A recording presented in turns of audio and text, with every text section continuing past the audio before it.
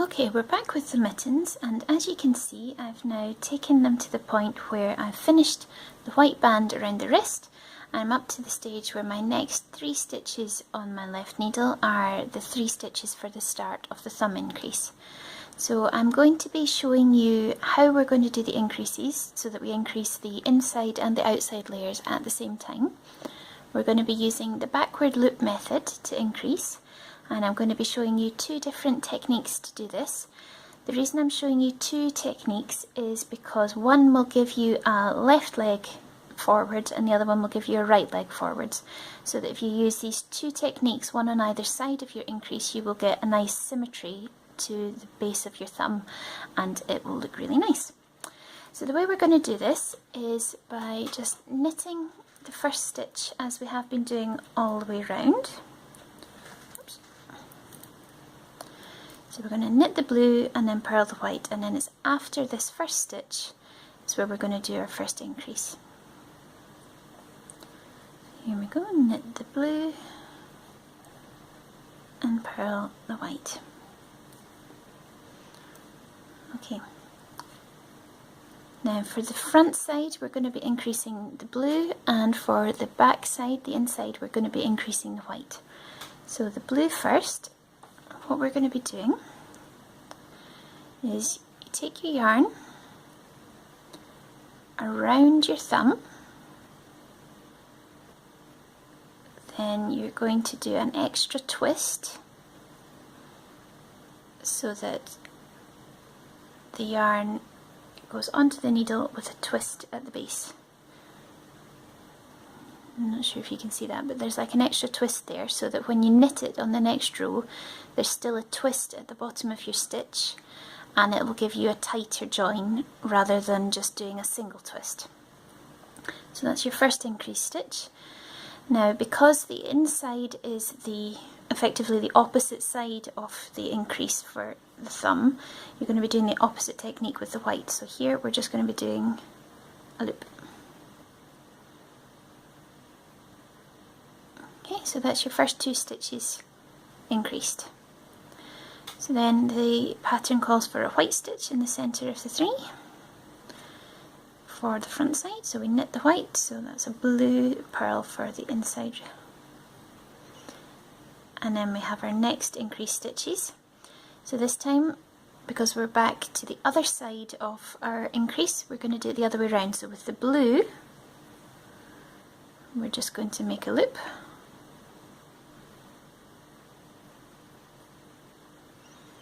And with the white, to make the loop the other way with an extra twist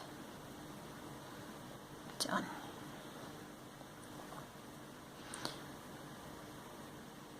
So there's your 2 new stitches there, and then knit the final stitch, blue for the front, white for the back, and that's your first row of thumb increases. Okay, so you've now got 5 stitches where the row before you only had 3. So what I'm going to do is continue my round, and I'll come back when I'm ready to do the second row of thumb increases just to show you the techniques again, just to make sure you're completely happy with that. Alright, I've finished my row, so I'm now back to the thumb increases, and like I said, it's nothing new that I'm showing you here, it's just the same techniques again, just so you can see it a second time. So we need a blue stitch for the front side here, so purl the white, and that's our first stitch of the thumb there. Then we're going to increase our 2 stitches, and we're doing a blue increase for the front side. So around the thumb with an extra twist. There's our increased blue stitch. Yarn to the front, and just a simple twist for the white. Okay, there's our 2 new stitches. Now these next 2 stitches that we're going to do are into the increased stitches from the row before. So once you've done them, you'll be able to see the leg forward like I was talking about.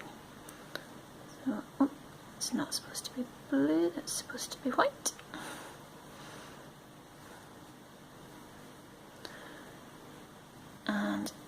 purl the next stitch in the blue.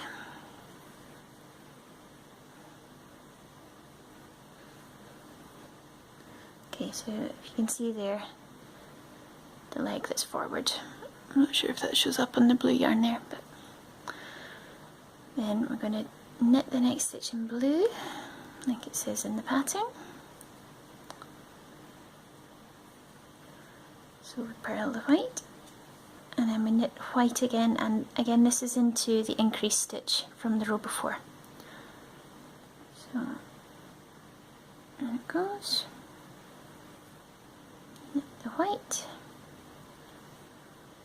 yarn forwards and purl the blue.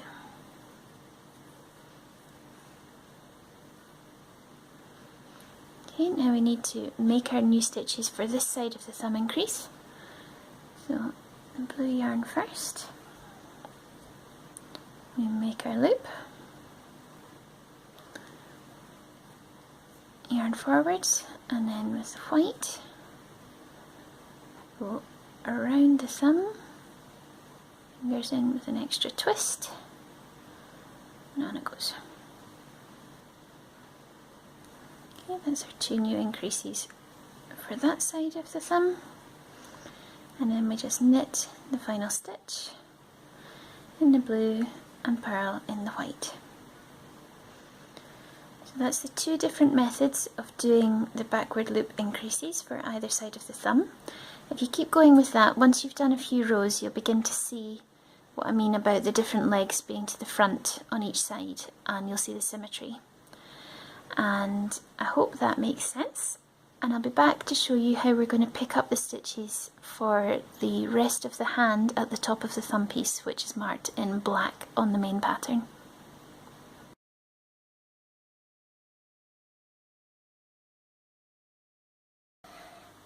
Okay, I'm now at the top of the black section on the pattern, and I'm about to put the thumb stitches onto a stitch holder, cast on the new stitches for the remainder of the mitten. So what I wanted to show you first of all was just what I was talking about earlier about the symmetry of the thumb increases and the reason behind doing those two different techniques I was showing you. I'll just show you on the white side because it's easier to see. So on this left side of the increase we've got the right leg of the stitch in front, and on the right side we've got the left leg of the stitch in front, and you can see how beautifully crisp that looks because of the symmetry. If you were to use the same technique to increase your stitches on both sides, then you would have the same leg in front on both sides, so they wouldn't look the same. Now I think this makes it look much more clean and crisp because of the symmetry, so that's why we do it that way. Alright, so when you're putting your stitches onto a stitch holder, when it's something like a thumb, I always prefer to use just a piece of waste yarn or a ribbon, something like that, because I think it gives it a little bit more flexibility, it's easier to work around. So I'm going to just use this little piece of yarn I've got here and a crochet hook. So all you're going to do is put your crochet hook through all the stitches, then pull the yarn through. So I'll just do that. It takes a little bit of time, but you want to take your time, do it properly, so that it makes it easier when you want to go back and pick the stitches up when you're finishing the thumb off later.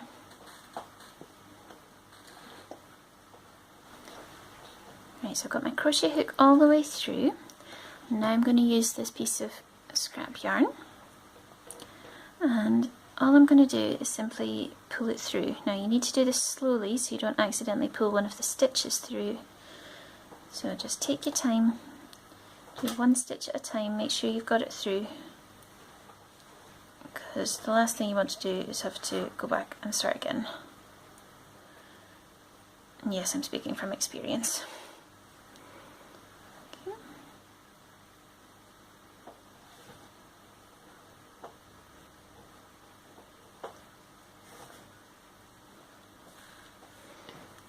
See, it's just coming through nicely, and you take your time. It's always much easier, as with everything with knitting. Okay, so there's my yarn all the way through. Stitches are all held nicely. So I'm just going to tie it in a little knot. Probably a bow because I want it to come out easily when I'm finished. Okay, and then that's that yarn finished with just now, so I'll just tuck it down. That's the thumb stitches all nicely held. So now it's time to make our 3 new stitches, which are going to join up the 2 sides of the main body of the mitten, and it's going to leave the thumb as a separate bit. And the way we're going to do this is just using the backward loop method again, but just the basic one this time, like we did when we were doing the cast on back at the beginning. But because we're casting on 2 colours at the same time, we don't need to keep moving the yarn from the front to the back. We can just do them both from the same side. That will also make it easier to not twist the colours, which you want to try to avoid to do. Okay, so we're going to work with the blue on the right and the white on the left, because we want a row of the blue cast on the front side and a row of the white cast on the back side. So we'll do one in the blue, one in the white, one in the blue,